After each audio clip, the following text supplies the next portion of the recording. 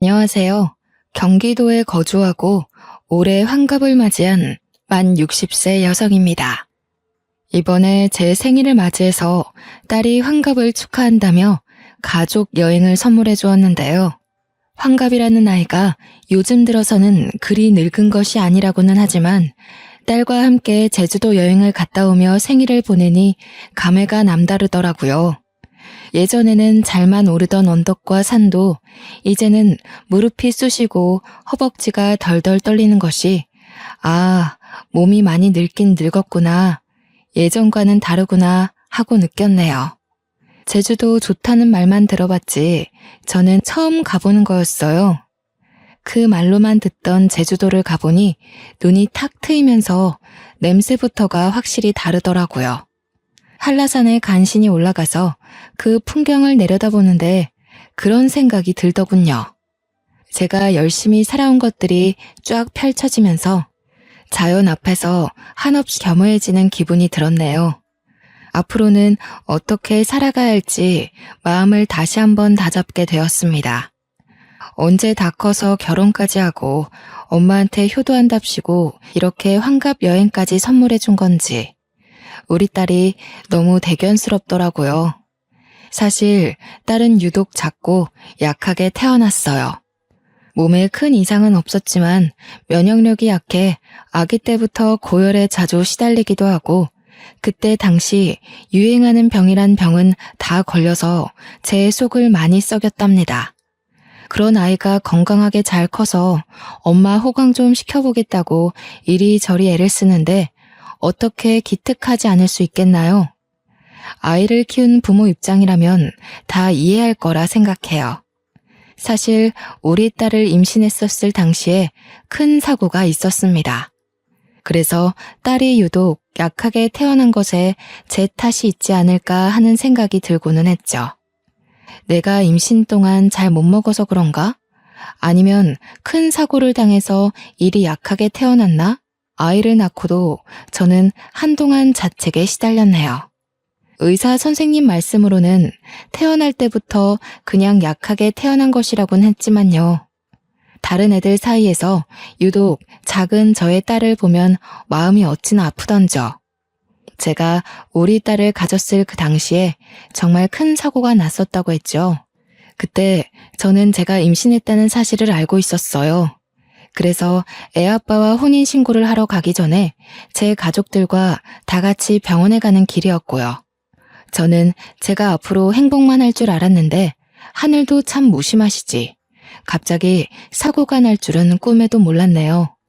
꽤 큰 교통사고였고 나중에 들어보니 음주운전이라고 하더라고요. 저는 아이를 품은 채로 부모님과 애아빠 모두를 잃고야 말았습니다. 일어나 보니 병원이더군요. 제가 깨어났을 당시에 저희 부모님도 애아빠도 모두 다 사망한 상태라서 충격이 컸죠.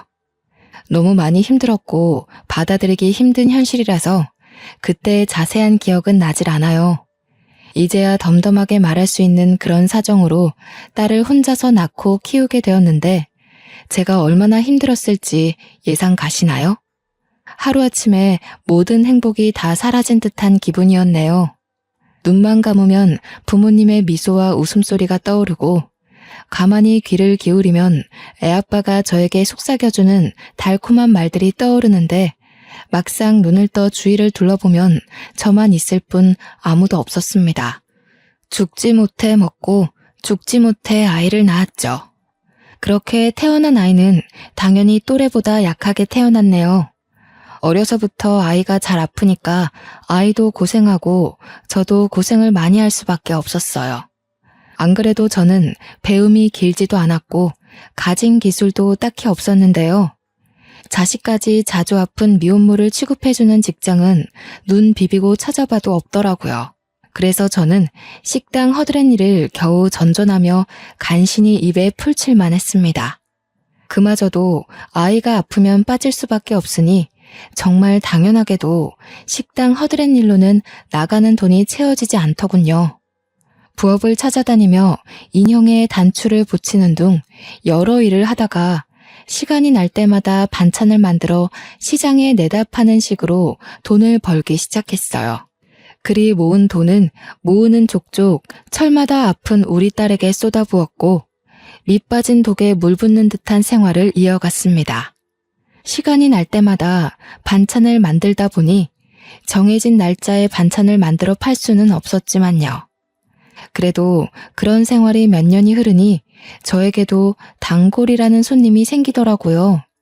그중 제일은 한 할머니셨는데 저에게서 반찬을 사가실 때마다 저를 그리 구박하고는 했어요. 도대체 장사를 언제 하는지 말을 해달라며 왜 장사의 기본조차 잘 안 지키냐고 툴툴대던 할머니셨죠. 내가 원래 잘 돌아다니지 않는데 이 반찬 때문에 시장을 매일 둘러봐. 매일 둘러본다고. 도대체 언제 나와서 반찬 갖다 파는 거야? 나에게만 귀띔 좀 해줘. 도대체 반찬 가게는 또 언제 낼 계획이고? 에휴, 좀만 맛없었어도 진작에 안 왔어. 장사의 기본도 안 되어 있는데 맘만 좋아가지고는 문 열면 꼭 말해줘야 해. 알았지, 세댁? 저는 단골 할머니의 그런 투정을 기분 좋게 받아들이면서 매번 같은 날짜가 아님에도 찾아와 주시는 감사함에 가게를 내게 되면 할머니께 꼭 먼저 말씀드리겠다고 약속했네요. 계절이 바뀔 때마다 혹은 유행하는 병이 바뀔 때마다 아이는 꼭 어디 하나씩은 걸리고 아파서 제가 많이 걱정하고는 했죠. 그런데 그런 아이의 건강도 아이가 나이를 먹을수록 조금씩 나아지더니 아이가 유치원에 갈 나이쯤이 되자 웬만한 아이 못지않게 건강해지고 활발해졌어요. 전처럼 매일같이 아프지 않자 저도 덩달아 시간적 여유가 생기더라고요. 저는 아이가 유치원에 들어가기 전에는 반찬 가게를 내든 직장을 구하든 어떻게든 자리를 잡아야겠다고 생각했습니다. 지금처럼 식당에서 허드렛일하고 길거리에서 하루 이틀 불규칙적으로 장사하며 지낼 수 없다는 생각이 강하게 들었거든요. 이리저리 사방으로 정보를 알아보며 면접도 몇 번이나 보았지만 현실은 그리 녹록지 않았네요. 어디에다가 내세울 학력도 경력도 없는 제가 눈에 들어차지 않았겠죠. 게다가 엎친 데 덮친 격으로 잘 살던 집에서도 쫓겨나게 되었습니다. 몇 년을 꼬박 세를 내며 잘 살았던 집이었는데 재개발이 확정되더니 당연한 수순처럼 집주인은 저와 우리 딸에게 나가라며 양해를 구하더라고요. 물론 바로 내쫓지는 않아서 시간이 아직 남아있기야 했지만 모아둔 돈이 많지 않아서 그 집을 나오고 나면 아이와 함께 당장 지낼 곳이 없었어요. 단기간 모텔에서 지낸다고 해도 모텔에는 제대로 된 주방이 없으니 그나마 잘 팔던 반찬도 제대로 못 만들게 되는 거니까 여러모로 머리가 아팠네요. 직장을 알아보랴, 집을 알아보랴. 그리 바쁘고 복잡한 와중에도 시간은 잘 가서 어느덧 아이가 유치원에 갈 시간이 가까워지더라고요. 아이는 이제 유치원을 오가며 유치원 생활에 적응하고 있는데 저는 그때까지도 괜찮은 직장도 거주지도 못 얻은 상태였어요. 잠시 머무를 집도 없고 부탁할 가족도 없고 돈도 없으니 정말 앞이 막막하고 캄캄하고 이보다 더 힘든 일이 있을 수 있을까 싶을 정도였네요. 사고로 가족을 잃고 혼자 아이를 낳아 키우며 힘든 일이 참 많았는데요. 이때는 진짜 극복할 수 없는 벽을 마주한 기분이었어요. 어떻게든 먹고 살아야 하고 책임질 아이도 있으니 인생이 안 풀리는 만큼 더 열심히 살려고 발버둥을 쳤습니다. 아이는 일단 유치원에 보내놓고 반찬을 만들어 시장에 갔죠. 반찬을 열심히 팔면서도 현실의 괴로움에서 빠져나오지 못하고 있는데 단골 할머니는 그날도 어김없이 오셨더라고요. 좋아하는 연금 무침을 집으시면서 계산하시더니 늘 그랬듯이 또 언제 오냐고 물어보셨어요. 반찬 가게에 낼 거라면 꼭 얘기하라는 이야기로 마무리를 하시는데 평소처럼 웃으며 넘기려다가 이게 마지막일 수 있다고 말하게 되었네요. 어르신, 매번 찾아주셔서 정말 감사해요. 그런데 저도 자주 오고 싶고 반찬 가게도 내고 싶은데 상황이 여의치가 않네요. 어쩌면 오늘이 마지막일 수도 있겠어요.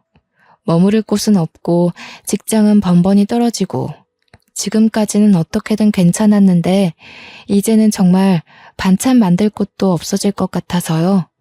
그래도 그간 감사했어요. 에? 무슨 일인데 그리 심각하게 못 온다 말을 해. 자 좀 말해봐. 내가 도울 수 있으면 도와주고 싶어서 그래.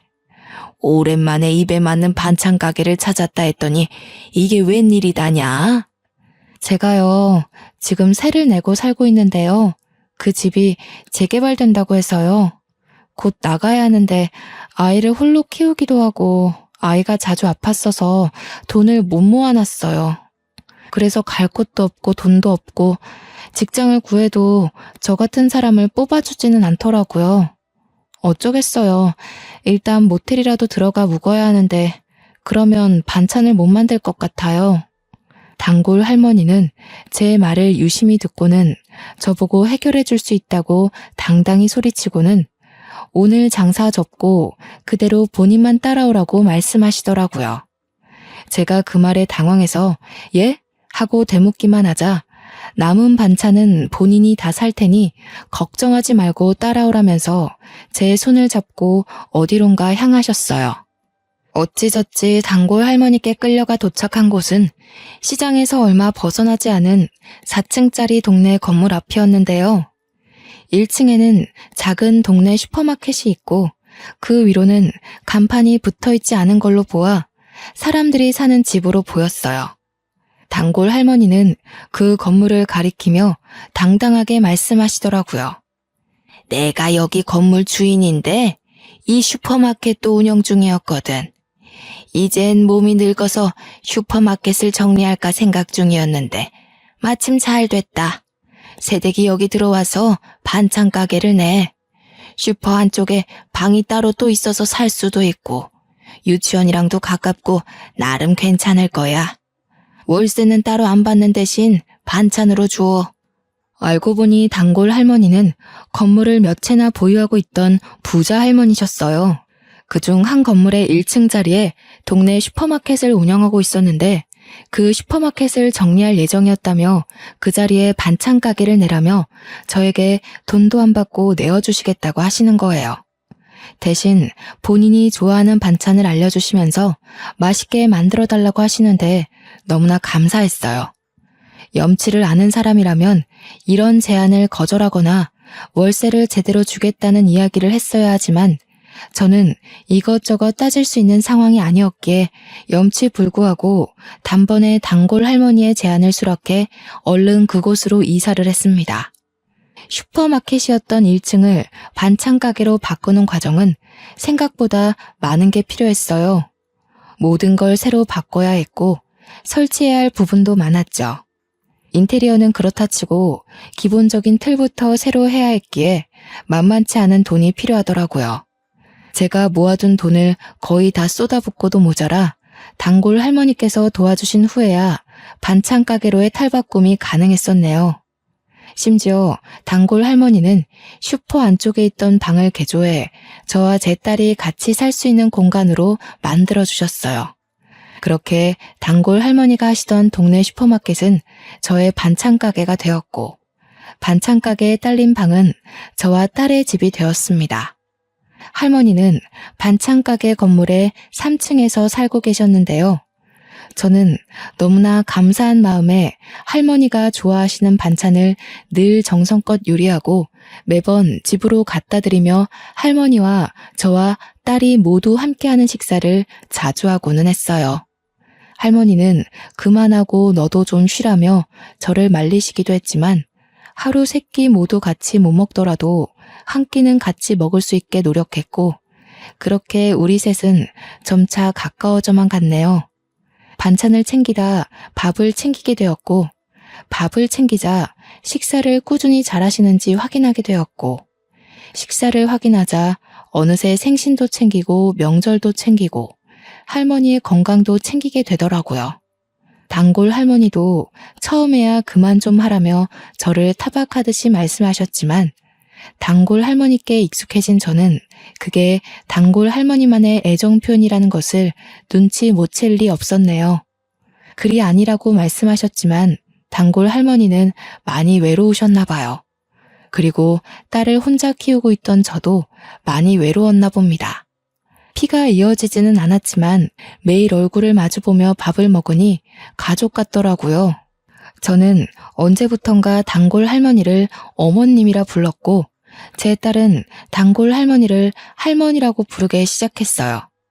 어머님은 그런 우리를 보며 싫지 않으신지 아주 그냥 자식 다 됐구만 하고 말씀하시며 아주 가끔 딸과 손녀라고 불러주셨습니다. 저의 반찬 가게는 처음부터 잘 되지는 않았지만요. 시간이 흐르면 흐를수록 단골이 생겨났고 천천히 발전되어 갔어요. 나름 그곳에 자리를 잡게 된 것이죠. 제가 딸을 처음 유치원 보내면서 결심한 것이 어디로든 나와 딸을 위해 자리를 잡는 거였는데요. 그때 당시에는 결코 이뤄질 수 없다고 생각했던 게 조금씩 이루어져 딸이 어느새 커서 초등학교를 졸업할 나이가 될 때쯤에는 저 스스로도 내가 이 동네에 자리를 잡았구나 싶었습니다. 저는 아직도 저의 손을 잡아 끌고 가서 저에게 건물을 소개해 주시던 어머님의 또랑또랑한 목소리와 모습이 눈에 아른거리는데요.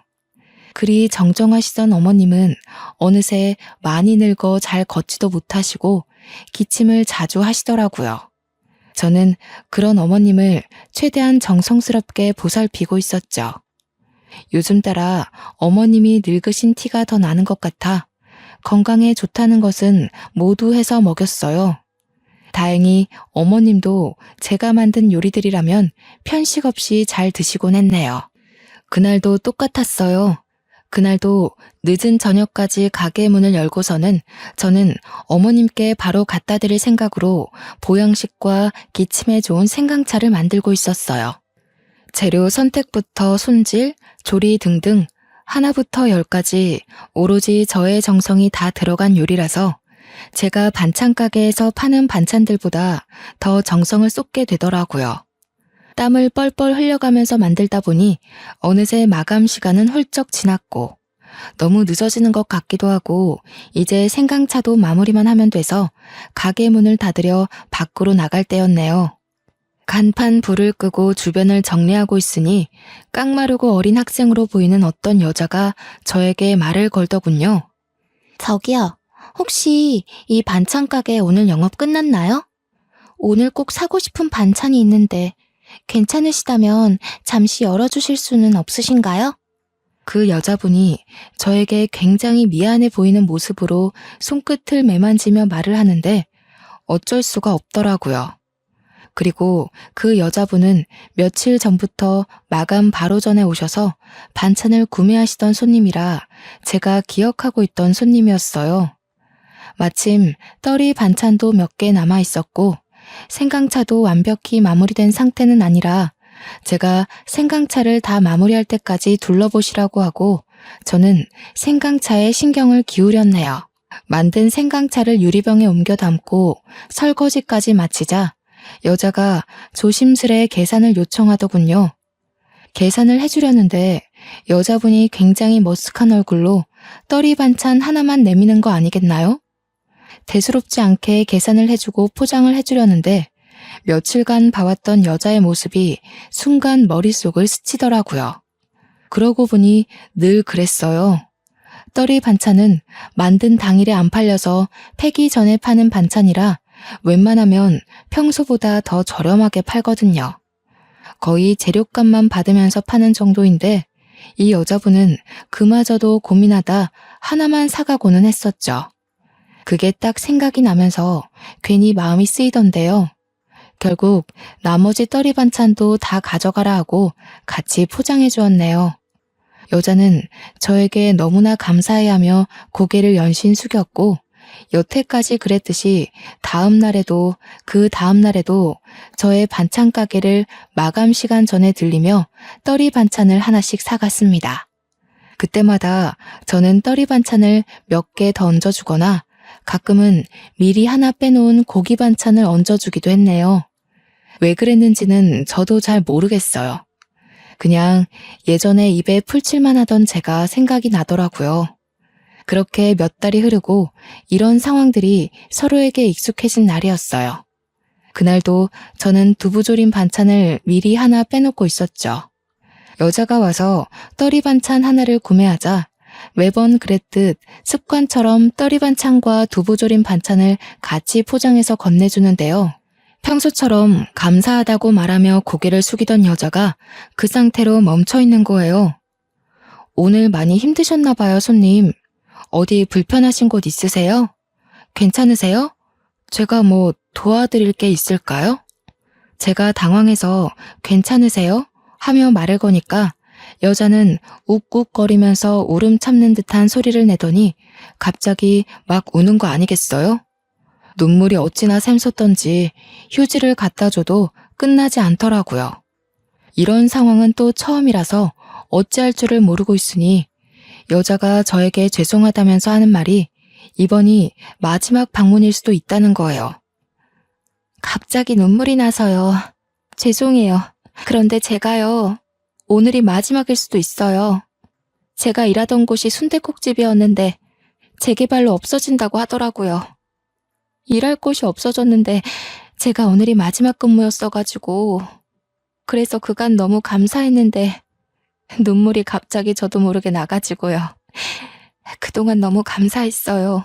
경황 없이 줄줄 흘러나오는 여자의 말을 잠자코 듣고 있었는데 어린 사람인데도 사정이 참 딱하더라고요.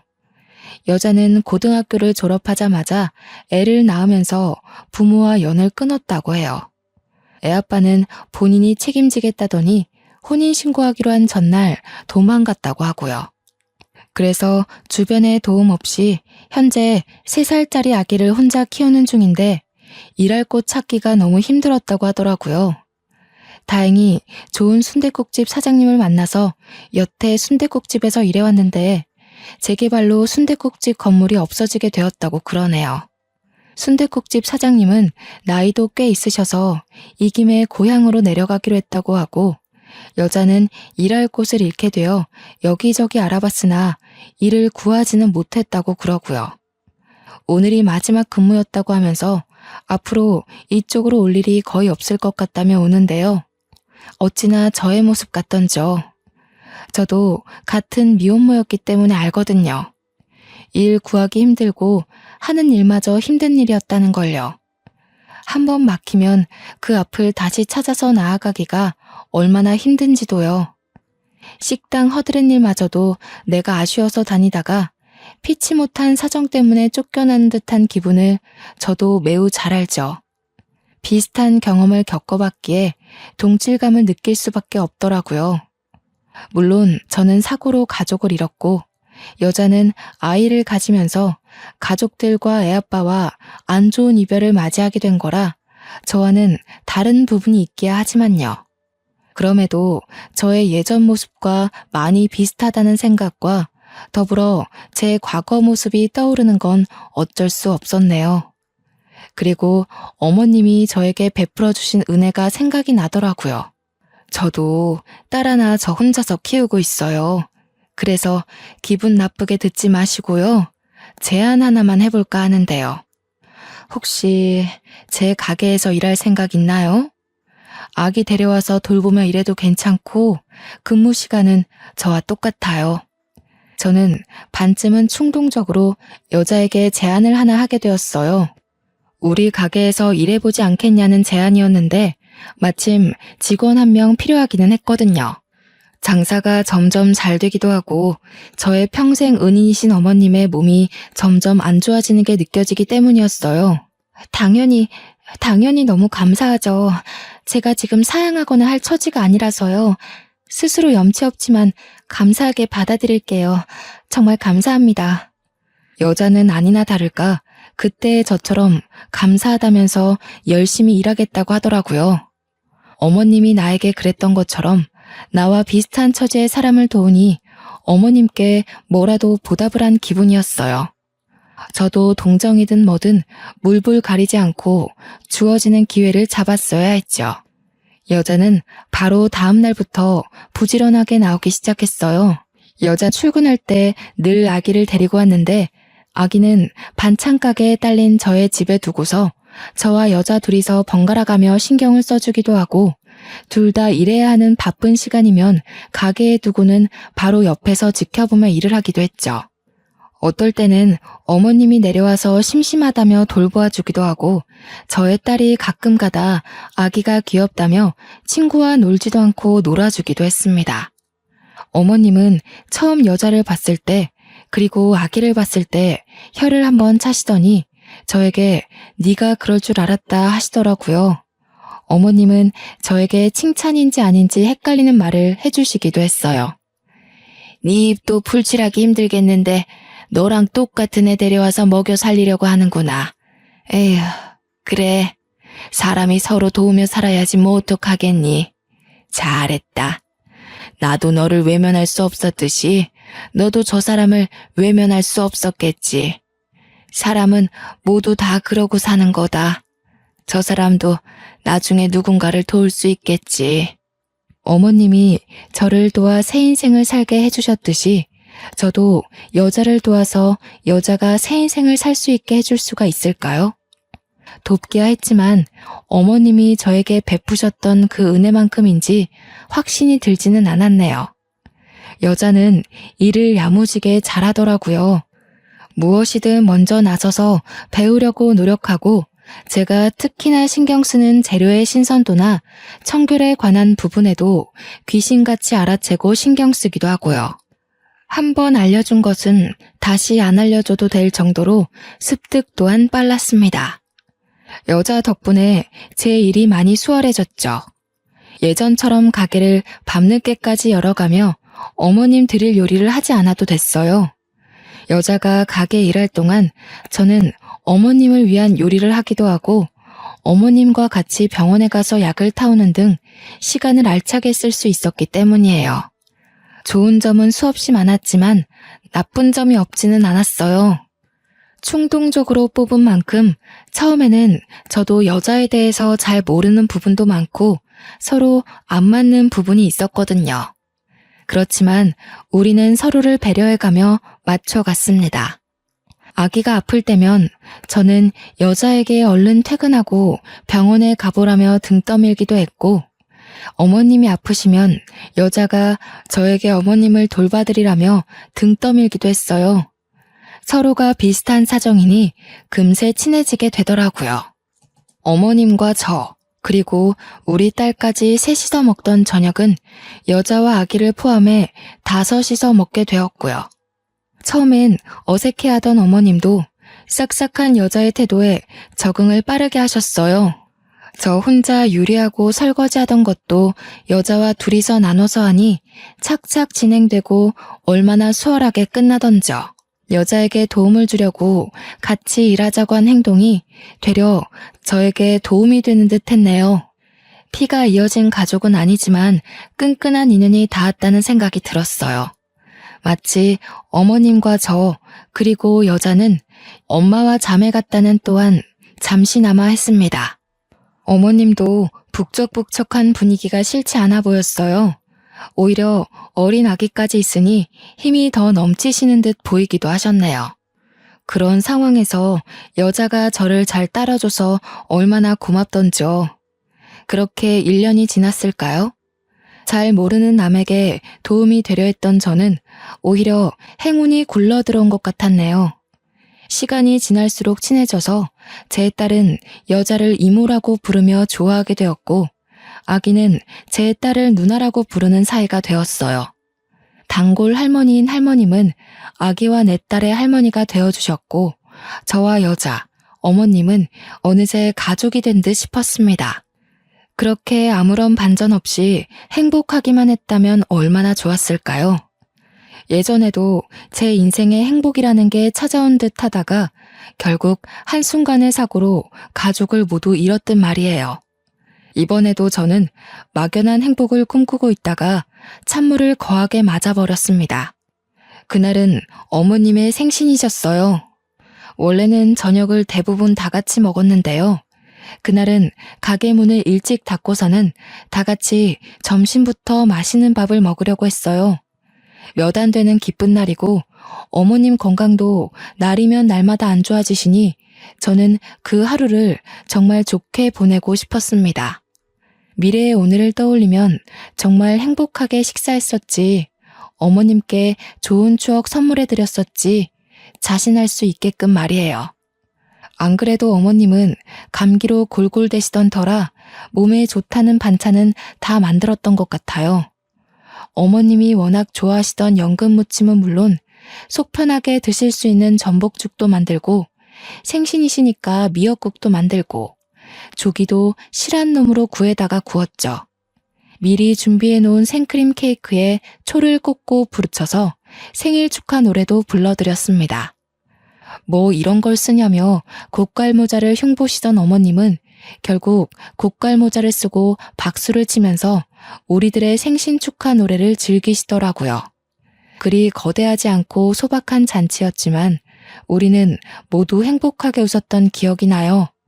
어머님은 케이크도 조금 먹기도 하고 제가 만든 전복죽과 미역국을 몇 술 뜨시다가 잠이 온다며 누워 낮잠을 주무셨어요.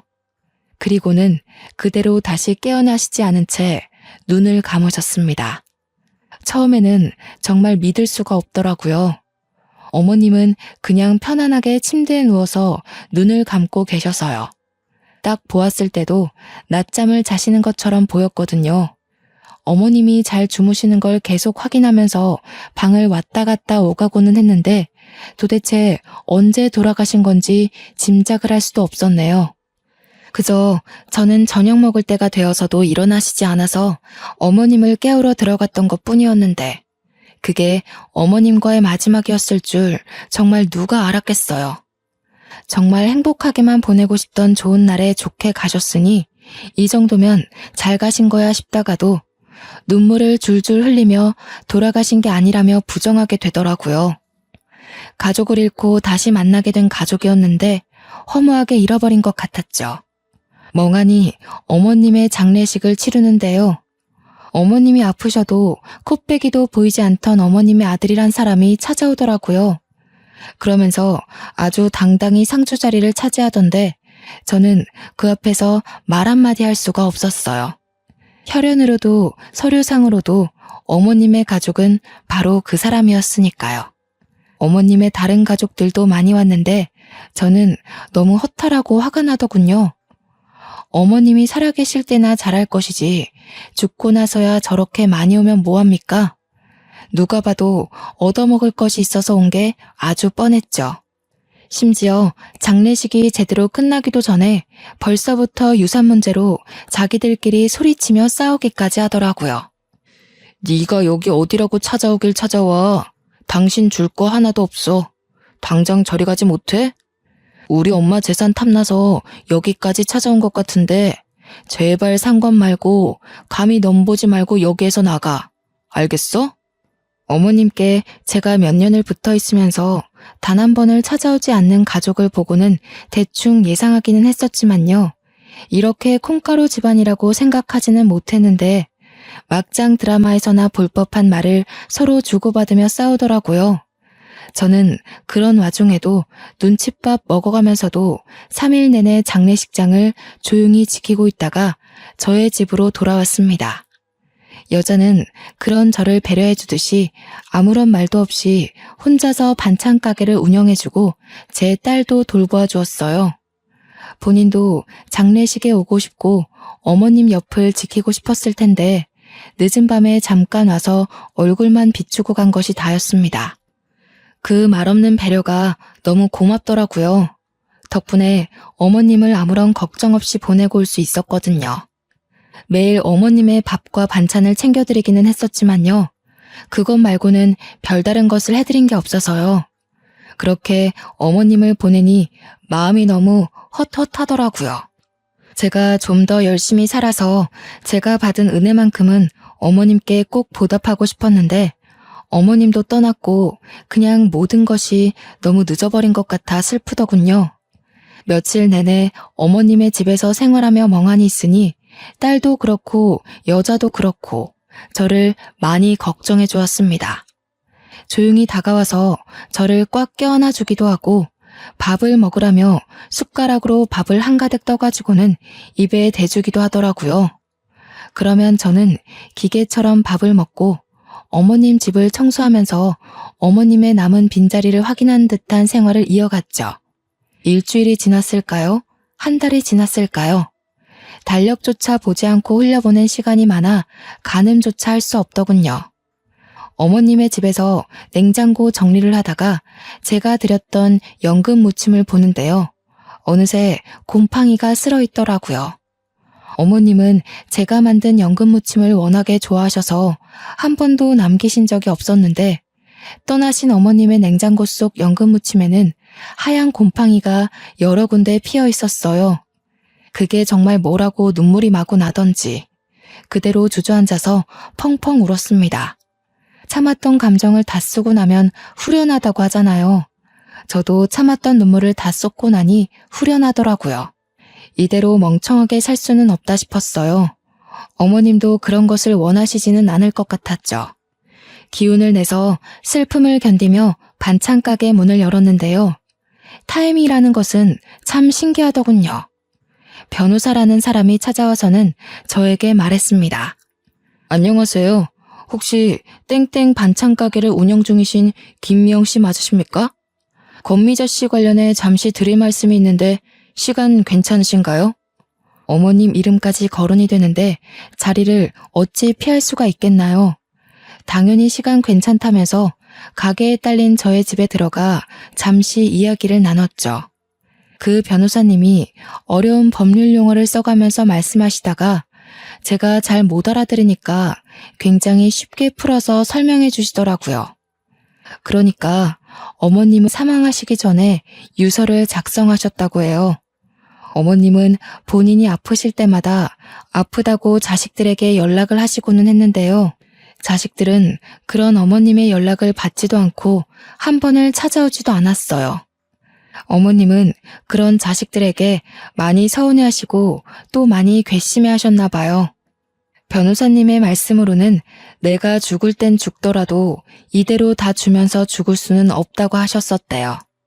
아무튼 어머님의 유서에 작성된 바를 따르면 어머님이 저에게 반찬 가게 건물을 물려준다는 것이 명시되어 있다고 말씀하시는 거예요.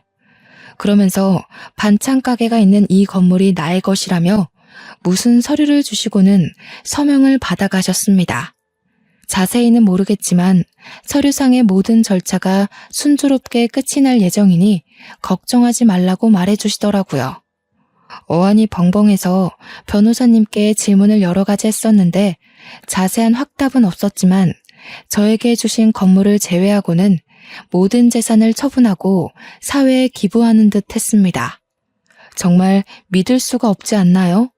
그때의 제 기분은 정말 아무것도 믿을 수가 없었어요. 어머님이 돌아가신 것도 믿을 수가 없는데 무슨 변호사의 건물에 사기 아닌가 싶었네요.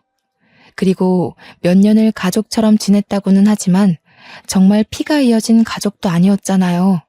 제가 어머님께 은혜를 받으면 받았지 이렇게 큰 재산을 물려받을 정도로 무언가를 해드린 적이 없다고 생각도 들었고요. 그런데 이렇게 돌아가시면서도 저에게 하나를 더 지어주고 가시니 그럼 나는 무얼 해야 보답할 수 있지?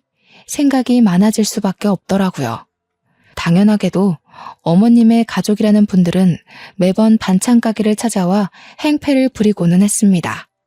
다 늙은 노인네 어떻게 꼬셔서 재산을 가로챘냐느니 어쩐지 장례식에 3일 내내 붙어있더니 이런 속셈이 있었냐느니 험한 말을 여럿 뱉어내더라고요. 저는 변호사님이 주고 가신 명함 전화번호로 연락을 취하며 장례식에서 못 뱉던 말을 그제야 한마디 당당히 내뱉을 수 있었네요. 너네들이 자식이긴 자식이야? 어머님이 아프시다고 전화를 걸어도 받지도 않고 무시만 하더니 돌아가시고 나서야 찾아와서는 재산 내놓으라고 큰 소리만 치고 정말 너네가 어머님 자식 맞아? 난 어머님과 피는 이어지지 않았지만 그래도 내가 입은 은혜만큼은 갚으려고 애를 쓰며 살았어. 이건 어머님의 결정이야. 누구도 뭐라 못해. 어머님의 자식들에게 말을 내뱉으면서도 마음이 좋지는 않더라고요. 그래도 유서에 남긴 어머님의 뜻을 지키려고 했습니다. 어머님은요, 늘 말씀은 인색하게 하셨지만 마음이 참 따뜻하고 여린 분이셨어요. 저에게 반찬가게 자리를 물려주셨던 어머님은 제 아이를 친손주 마냥 예뻐해 주시면서 간식 하나든 장난감 하나든 뭐 하나라도 더 쥐어주시려고 하셨죠. 돌아가시면서도 저의 반찬가게 자리를 지켜주며 떠나신 어머님은요, 누군가는 그저 재산을 물려준 것이라며 말할 수도 있겠지만 저에게는 돈을 떠나서 돈으로 환산할 수도 없는 것을 물려주신 분이에요. 제가 괜히 은인이라며 은혜를 입었다며 했겠나요? 가족을 잃고 집 자리를 잃고 제 인생의 방향마저 잃을 뻔했을 때 오갈 곳 없던 저의 인생을 고든 길로 걸어나갈 수 있게 인도해 주셨어요. 건물을 물려받으면서 그리고 저의 반찬가게에 어머님 아들과 딸들이 찾아오면서 저의 은인이자 저의 어머님이 눈을 감으셨다는 사실을 받아들일 수밖에 없었네요. 저는 그저 저를 위해 이 반찬가게 건물을 저에게 물려주신 거라는 생각은 안 하기로 했어요. 늘 말씀보다는 행동이 먼저이셨던 어머님이셨기에 이번에도 그런 것이라 생각하기로 했고, 이 재산 말고는 사회에 기부하셨다고 했으니 그것에 더 뜻이 있다고 여겼거든요. 변호사님이 제 반찬가게에서 떠나실 때 저는 어린아이처럼 엉엉 울었는데요. 그런 저를 여자가 안아서 달래주기도 했지만 제가 쉽게 그치질 않자 옆에 있던 저의 딸과 여자의 아이는 왜 우냐며 저와 같이 엉엉 울어주었어요. 그렇게 펑펑 눈물을 쏟아내면서 저는 다짐한 게 하나 있습니다. 바로 어머님께 부끄럼 없이 살 거라는 다짐이에요. 맛있게 드셔주시던 단골 할머니이자 저의 어머님은 이제 세상에 없지만 저는 더 열심히 반찬을 만들기 시작했어요. 다행히 열심히 하면 할수록 감사하게도 손님들의 반응이 좋더라고요. 일에 매달리면서 어머님에 대한 그리움을 덜어내려고 애를 썼네요.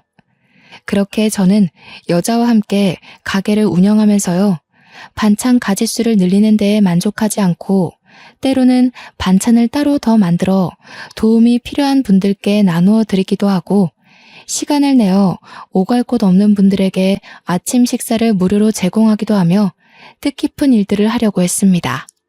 아무것도 모르는 남들에게 베푸는 게 말이야 쉽지 정말 쉽지 않더라고요. 동네에서는 아무것도 받지 않고 나눠주려고 하는 저를 이상하게 쳐다보기도 하고, 때로는 왜 본인은 공짜로 안 주냐며 뭐라 하시는 손님분들도 계셨어요. 그때마다 어떻게 대처해야 할지 몰라 헤매던 저는 그런 상황에 익숙해져 갔고, 이제는 그런 상황을 능숙하게 다룰 수 있게 되었네요. 현재 여자는요, 우리 반찬가게 2호점을 내서 어엿한 가게 주인이 되었고요. 아직도 저에게 감사하다는 말을 하고 있어요. 이제는 워낙 친하기도 하고 그 정도는 아니라고 생각해서 부담스럽기도 했는데, 생각해보니 저에게 어머님 같은 존재가 있듯이 여자도 저를 그리 생각하는 것 아닐까 싶더라고요. 어머님 같은 사람이 되는 게 저의 인생 목표가 되었기에 여자의 감사 표현 또한 감사하게 생각하기로 했죠. 그 어렸던 여자의 아기는 어느새 대학생이 되어 종강만을 기다리고 있어요. 시간이 진짜 빠르게 지나갔죠. 아기는 저를 이모라고 부르는데요. 가족과 같은, 아니 가족이라고 부르는 게 당연한 사이가 되어 잘 지내고 있습니다. 우리 딸은 몇 년 전 의사를 만나서 작년에 결혼식을 올렸어요. 둘이서 어찌나 알콩달콩 깨붙고 사는지 자연스레 마음이 놓이더라고요. 그리고 저는 아직도 그 자리 그대로 반찬 가게를 운영하면서 어머님을 위한 반찬을 만들고 있답니다. 그러고 보니 이제 곧 어머님의 제삿날이 다가오고 있네요. 올해도 정말 맛있는 식사를 대접해 드릴 생각에 기분이 설레이고는 합니다. 저는 앞으로도 여자와 잘 지내면서 여자뿐 아니라 도움이 필요한 다른 사람들에게도 어머님 같은 존재가 되어 살고 싶어요. 그게 바로 저에게 반찬가게 건물까지 내어주신 어머님의 마음이라 생각하거든요. 저에게 베풀어 주신 은혜를 잊지 않고 잘 간직한 채 저 또한 베푸는 것이 이번에 제주도에 여행 가서 또 한 번 다짐한 마음이랍니다. 제가 이렇게 말하면 제 딸은 또 저런다며 싫어하고는 해요. 아무래도 제가 늙어가니 저의 몸을 걱정해주는 거겠죠. 언제까지 할머니 타령할 거냐며 이제 엄마 인생을 챙기라고 잔소리를 하고는 하는데요. 그 또한 쉽지 않네요. 이제는 습관이 되었나 봐요.